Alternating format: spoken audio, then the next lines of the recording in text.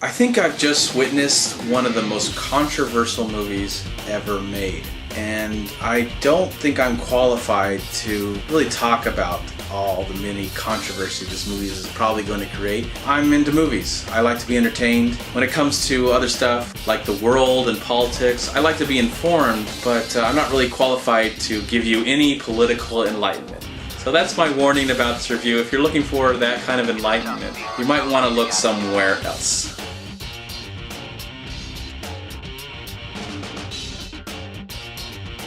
Tonight I had the chance to go see Zero Dark 30. It came out in just a few theaters in New York and Los Angeles. It actually won't get released until January. It's being released now so it can garnish all those Oscar nominations it's going to get. Mainly because, the person who directed this film, Catherine Bigelow, won in 2009 for the film The Hurt Locker, which I do own on Blu-ray. And this is a fabulous film. I was so excited when this film won in 2009. It definitely deserved it. It was one of the best films of that year. And I was really excited about Catherine Bigelow's new film. I think she's a fabulous director and has done so many amazing films from, The Hurt Locker, Strange Days, Blue Steel, and Point Break. Love Point Break. I can watch Point Break any time of the week. This movie follows Jessica Chastain's character, Mia. Now, I don't know if this is a character that's been compiled together to be this character. Because yes, this movie states that it is a true story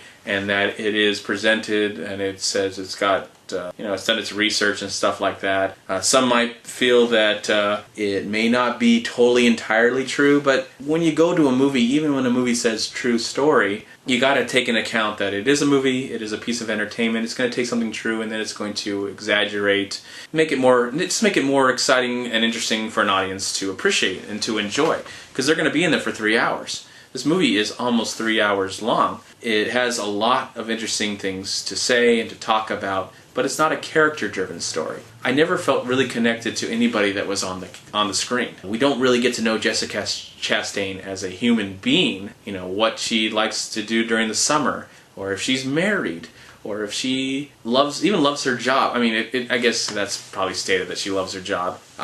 This is not a job I would want to have. It's just you're fearing for your life every chance you walk outside. I'm grateful for people like that out there. I'm grateful for that because I do feel free in some degree. I do feel safe. I know we don't live in a very safe world, but this movie does tackle a lot of different ideas. And for that, I really, really enjoyed it. It was very informative, and I like that procedural kind of film or the docudrama where it takes a true story and makes it more dramatic and makes it feel real. Because this movie is 3 hours long, but I never really felt the length. I was entertained from the moment it started to the end. And if you know what you've heard in the news lately, in the last couple of years, you have an idea what this movie's about, where it's going to go. So there really is no, I'm not going to spoil anything, but I do not know what Zero Dark 30 means. If you do know what that means and you are into that and you've read about this actual event, I would be interested to see what Zero Dark 30 means.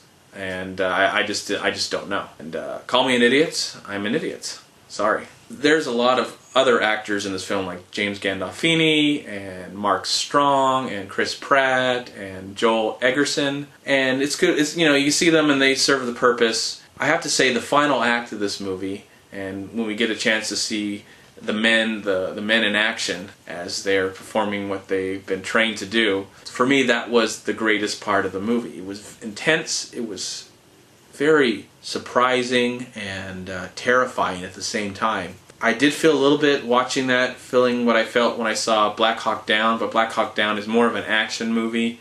There's a lot of more stuff going on, where this movie, it's a lot of talking, a lot of dialogue. This movie will not be for everyone, and it's going to start a huge discussion with people who have read about this event, who believe certain things about what's happened in the last 10 years in America. I'd be really interested to see what you have to say, because especially the people that are more politically, that's what sticks in their brain. That's what they're more passionate about. If you have something to say about this film, if you've seen it, this movie comes out in January, I do highly recommend you see it and form your own opinion about the movie, and then comment below and tell me what you thought about the film and if it rings true or if it's a load of crap. But for me, on a technical level and on a entertainment level, this is one of the best films of the year.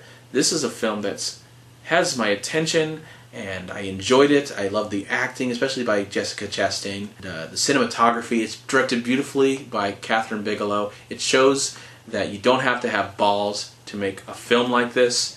She is one of the most engaging directors working today. She's working with the same writer of The Hurt Locker, so this feels like it could be a slight companion piece to that film. Maybe they can even make a trilogy out of it and make another film, a true story or a non-true story. It doesn't matter to me. I'd go see it. I love this film, and I'd be interested to see what people are going to be saying about it. Comment below and tell me, once you see this movie January 11th, how do you feel about it? I would just like to show respect and listen to what you have to say about this subject matter. But as a movie, it's very entertaining. With the theater that I saw it in Hollywood, at the ArcLight, nobody said anything. And they were very respectful, and they listened. And I don't know how they reacted to the film, because there's some humor in the film, a little bit. But at the end, nobody really cheered or clapped. And that could be taken one way as nobody liked the film, or they were just showing this respect and they go, okay, that was a great film, they walked away. Because usually, when you're really passionate about it, you might want to clap even though the audience is just clapping to themselves.